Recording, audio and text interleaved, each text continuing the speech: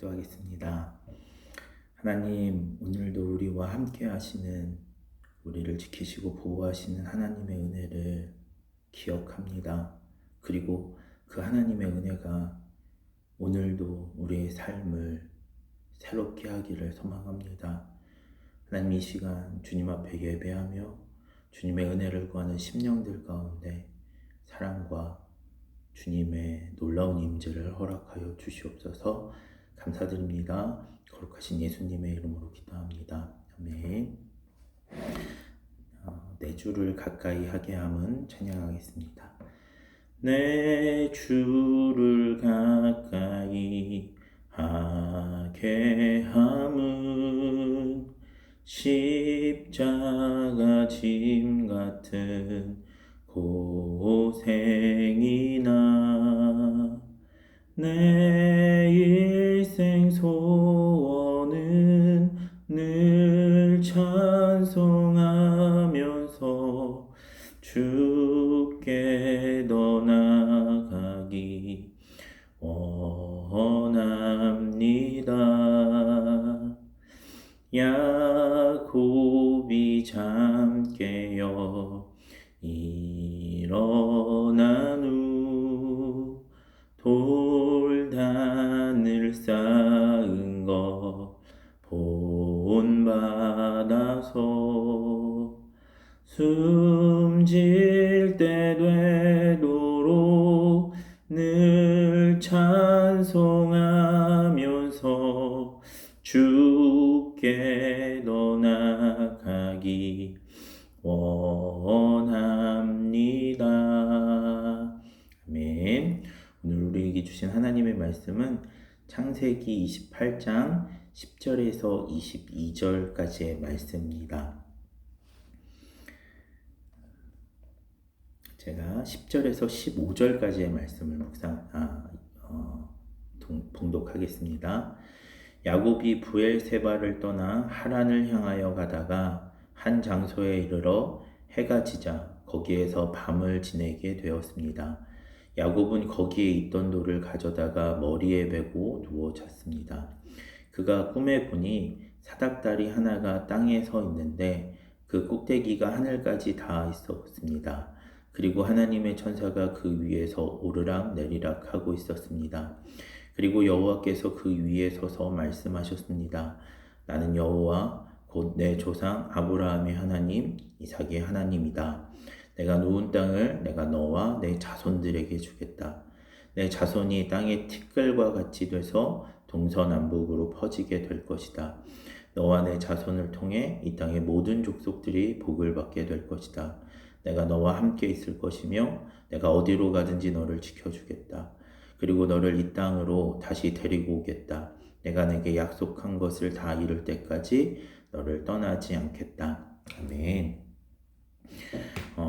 야곱이 이삭으로부터 하나님의 복을 약속받고 또 이삭으로부터 축복을 받고 밧단 아람으로 가라는 명령을 받습니다. 가나안 땅의 여인들을 아내로 삼지 말고 외삼촌 부두엘 하란의 집에 가서 그곳의 딸들과 결혼을 하라라고 하는 명령을 받고 이 명령에 순종하기 위하여 브엘세바를 떠나서 밧단 아람으로 가게 됩니다. 그런데 브엘세바에서 밧단 아람은 약 1000km 걸어서 갈 경우에는 한 달 정도를 걸어서 가야 하는 거리였습니다. 굉장히 먼 거리였고 그 사이 길은 거의 대부분 광야로 되어 있어서 굉장히 위험한 여정이기도 했습니다.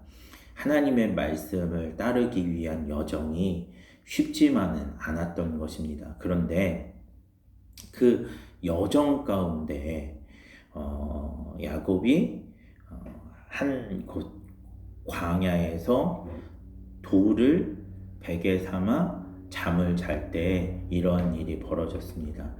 사실 돌을 베개 삼아 잡는 것은 좀 의미가 있는데 당시 광야에서 강도를 당하거나 아니면 들짐승의 공격을 받을 때 그 상황을 대비하기 위해서 옆에 무기처럼 돌 베개를 베고 잤던 것입니다. 그러니까 지금 야곱의 상황이 결코 쉽지만은 않은 고통과 역경이 가득한 상황임을 보여주는 내용이 오늘 돌베개 베고 잠을 잔 상황입니다. 그런데 그런 상황 속에서 그가 잠을 잘 때 어떤 일이 벌어지냐면 하나님이 꿈속에 나타나신 것입니다.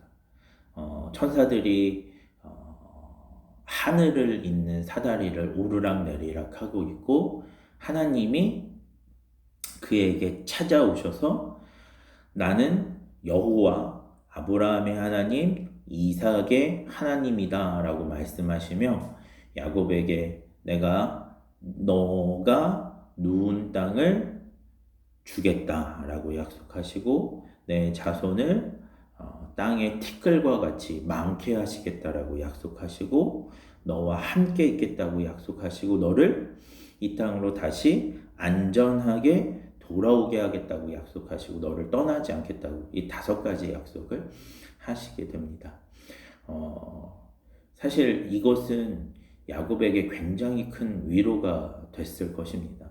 그 바단 아람으로 떠나는 여정이 결코 쉽지만은 않은 것도 분명했었고 또한 고향으로 언제 돌아올지 모르는 상황 가운데 있었던 야곱이 이처럼 하나님의 임재를 경험하고 하나님의 약속을 경험했을 때 받는 위로, 평안은 정말 상상할 수도 없는 일이었습니다. 그래서 그 하나님의 은혜를 경험하고 난 그 다음날 아침에 그곳에 돌을 자기가 무기 삼았던 돌을 세우고 그곳에 기름을 붓고 하나님의 집, 내가 하나님을 예배하겠다라고 하는 의미에서 그곳을 베델, 하나님의 집이라고 명명합니다. 그리고 하나님 앞에 내가 하나님이 약속하신 이 약속을 이루신다면 내가 하나님만 섬기는 하나님의 자녀가 될 것이고 내가 하나님 앞에 영영이 하나님이 주신 모든 것에 11조를 바치겠다라고 서원하는 일도 이것을 통해서 이루어지게 됩니다.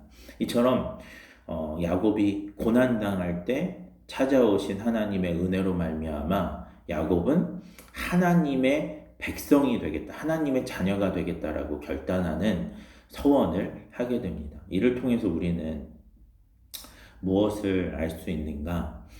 우리가 고난당할 때 하나님이 우리를 결코 내버려 두지 않는다는 사실, 그런 고난당하는 우리와 함께 하시고 우리를 위로하시고 우리에게 하나님의 은혜와 역사를 허락하신다는 사실을 기억합니다.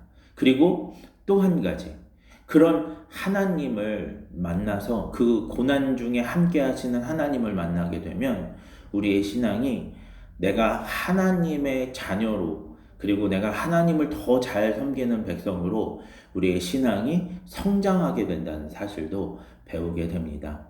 이 사실을 좀 기억하셨으면 좋겠습니다. 우리가 고난당할 때 우리는 결코 혼자 있지 않습니다. 우리가 고난당할 때 하나님이 우리와 함께 하십니다.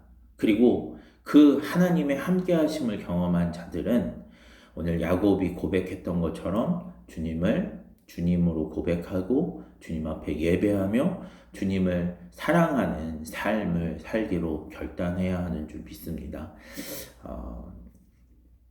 오늘 말씀을 좀 기억하면서 오늘 저와 여러분이 우리의 고통 중에 그리고 우리의 고난 중에 함께 하시는 하나님을 기억하셨으면 좋겠습니다. 그리고 그 하나님의 은혜 그리고 그 하나님의 말씀을 가지고 오늘 야곱이 큰 위로를 얻었던 것처럼 내가 너를 고쳐주겠다. 내가 너와 함께 하겠다. 내가 너를 다시 이전처럼 회복하겠다라고 말씀하시는 그 하나님의 약속의 말씀 앞에 우리가 그렇게 감사와 찬송의 예배로, 감사와 찬송의 기도로 야곱처럼 반응하는 귀한 믿음의 사람이 되기를 주님의 이름으로 축원합니다. 이 시간 잠깐 기도하겠습니다. 하나님, 야곱의 고통 가운데 함께 하셨던 주님, 그 야곱의 고난의 현장을 하나님의 집으로 만드셨던 주님, 그래서 야곱으로 말미암아 여호와 하나님을 나의 하나님으로 고백하게 하셨던 주님, 오늘 우리의 삶 가운데 이러한 은혜가 있기를 소망합니다. 주님을 나의 주님으로 인정하고 주님을 나의 삶의 주인으로 인정하며 주님 앞에 감사의 찬송, 서원의 기도를 드릴 수 있는, 영원히 하나님의 자녀, 하나님의 백성으로 거룩하게 살겠습니다 라고 결단하는 귀한 믿음의 자녀 되게 하여 주시옵소서. 감사드립니다. 거룩하신 예수님의 이름으로 기도합니다. 아멘.